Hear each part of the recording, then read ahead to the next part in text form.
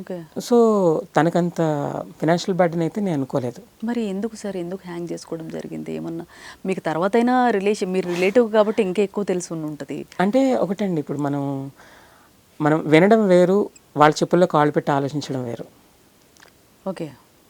వాళ్ళ చెప్పుల్లో కాలు పెట్టి ఆలోచించినప్పుడు ఎంత స్ట్రాంగ్ పర్సన్ అయినా కూడా కొన్ని కొన్ని వీక్ మూమెంట్స్లో తీసుకుంటూ ఉంటారు. అంటే వీక్ డెసిషన్స్ అంటే అది స్పాంటేనియస్గా అప్పటికప్పుడు తీసుకునే స్పాట్ డెసిషన్స్ అవన్నీ కూడా. సార్. సో ఆ డెసిషన్స్ని మనం ఏమీ జడ్జ్ చేయలేము, జడ్జ్ చేయకూడదు కూడా. ఇప్పుడు ఉదయ్ కిరణ్ గారి వైఫ్ తను తను ఏం విషిత. చేస్తున్నారు? విషిత గారు ఏం చేస్తున్నారు? నాకంత ఐడియా లేదు, అంటే తనకంత పరిచయం లేదు. బట్ అది వాళ్ళ నాన్నగారు మాత్రం మోడల్ కోఆర్డినేటర్ అని మాత్రం తెలుసు నాకు తప్ప, ఓకే. తను రెగ్యులర్గా నాకంత పరిచయం మళ్ళీ ఏమైనా పెళ్లి చేసుకోవడం అలా ఏమైనా జరిగిందా సార్? అస్సలు ఐడియా లేదండి. బికాజ్ ఆఫ్ నాకంత పరిచయం లేదు. ఓకే.